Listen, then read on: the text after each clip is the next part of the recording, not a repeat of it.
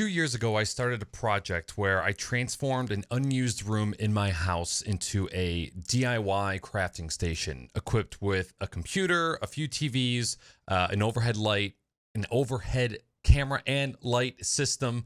And I have procrastinated this project the absolute longest out of any project. And guess what?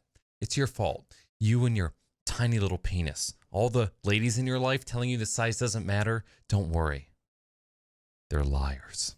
Today I'm going to show you the completed craft room that I built in our dining room, which is kind of like one of our second living rooms. I don't know. It's kind of like a carpeted hallway in between our kitchen and our living room. It's super awkward.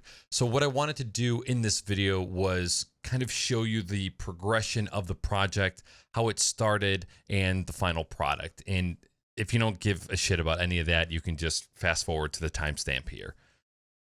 I want to spend a lot of time showing off the custom overhead camera and lighting rig because for the most part I use that for recording and live streaming, and I just want to show how I use it. And the goal of this video is to give ideas on how other people can turn their rooms into productive workspaces. So first things first, we're going to kind of rewind and I'm going to show you the start of the project. And the footage that is coming up next is from previous videos on this channel, which is documenting kind of this process as I went along. If you want to watch them, they are document episodes 3, 6, and 8. Okay, I lied. So this video is actually from before I started my document YouTube series. So the date of this video was April 26th, 2018. What I'm going to show you now is a time lapse of the first step of the transformation, removing all the junk and building the new desk. This is all super boring, so I'm just going to kind of skip through this, and this is what it looked like at the end of the day. Pretty nice. So then we move on to part 2, where I begin the building of the DIY overhead camera and lighting rig. And here is where I was kind of cutting and painting all the hardware that was going to get mounted on the walls. And the idea behind the rig was all centered around barn door hardware. The whole purpose of this DIY project was to be able to have an entire overhead system that I could move absolutely anywhere. Move any camera, move any light, anytime, be able to move it forward, backward, left, right, up, down, whatever. I was brainstorming on how I was going to make an entire rig move forward and backwards. And that is where the idea for the barn door came in. Once I figured that out, I needed to figure out how I could connect these two pieces on either side of the wall. For whatever reason, I had like this vision in my head. I remember like closing my eyes and thinking of people building desks out of pipes and wood on Reddit. And so that's pretty much what I came up with. So I spent a good amount of time drafting up a couple ideas on how this could work. And eventually I landed on something that did end up working. On top of that, I also wanted to be able to switch any camera at any time. So right now I have my Sub 2R, which pretty much stays mounted up there at all times, a Sony a6400, and then my cell phone, my iPhone 11, which I use to record as well.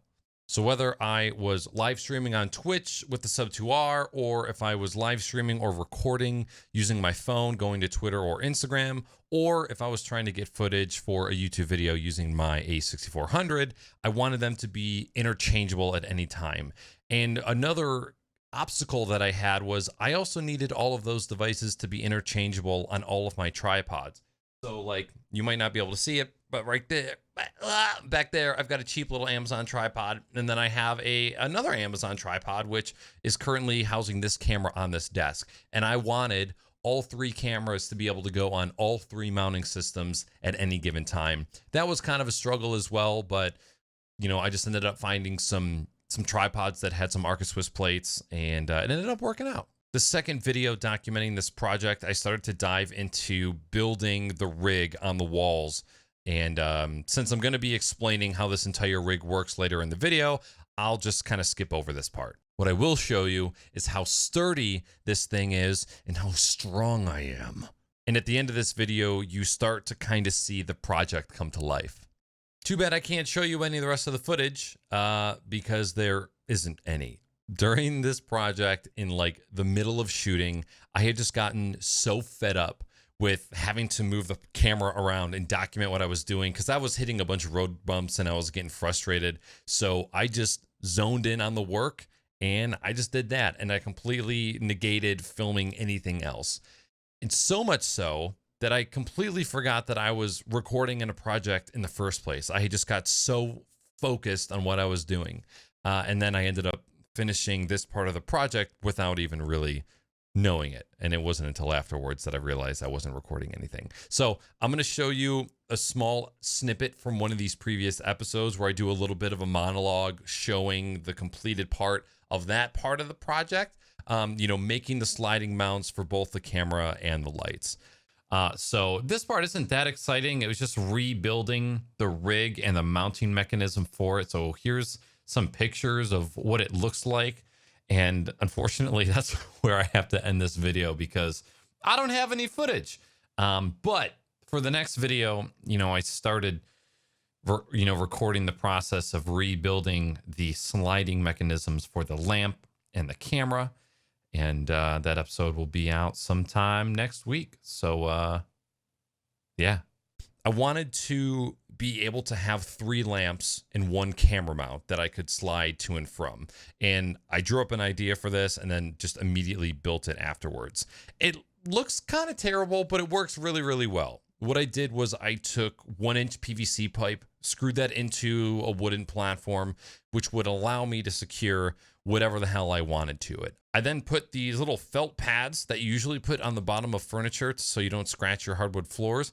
I put that on the each PVC piece so that the plastic would not etch off any of the black paint that I had spray painted on previously. And this is actually proven to work out pretty well. My idea for having a camera mount was pretty simple. Again, I'll get into that a little bit later. Once I had all of these sliding rigs that I needed, it was time to get the pipes onto the ceiling. And that went off without a hitch. Oh, wait a minute. It's upside down. The bubble's falling out. You can do it. Don't step in the... Oh my god, don't step in the middle. Uh-oh.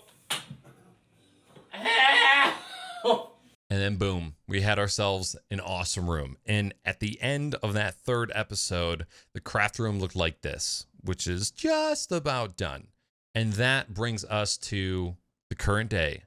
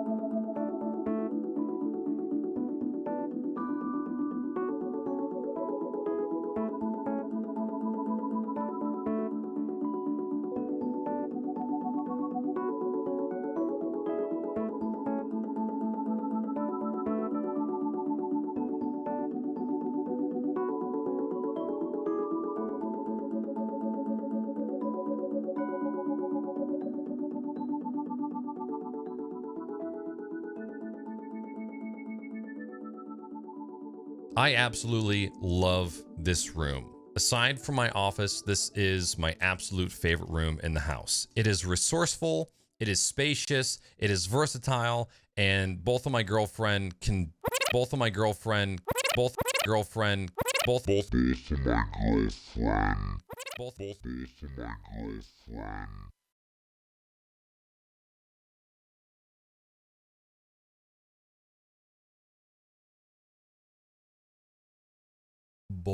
me and my girlfriend get so much done in here.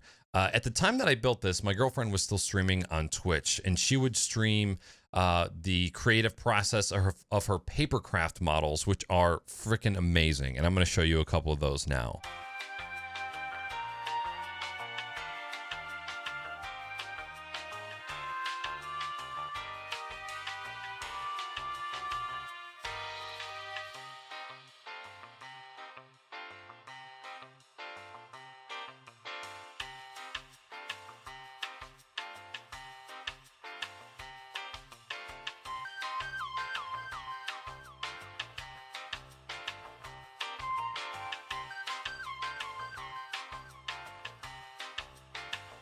So this desk was built so when it was her night and she was going to be streaming, I could move all of the cameras and the lights to her side of the desk. And if I was hanging out too, I could steal a single light and I could do what I needed to do on my side.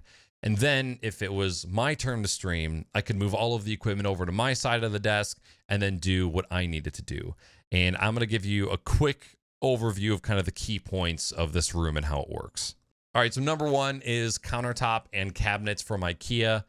Big surprise, I know, it's furniture. What the hell else do you want to know about it?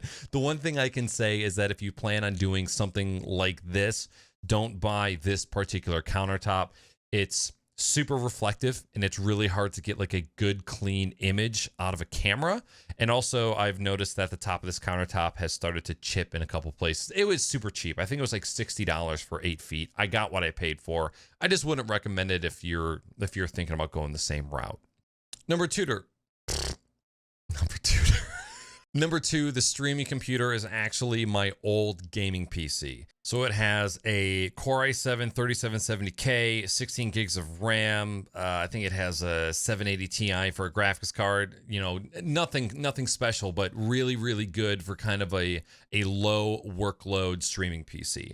What's cool is whoever needs priority over the PC, they can just swing that main monitor towards them, whoever is on the left or for the right. If she's streaming, I can put the chat to her stream on my TV so that I can kind of follow along and participate with what's going on. And then likewise when I'm streaming. But since she doesn't really stream anymore, the equipment pretty much stays on my side the majority of the time.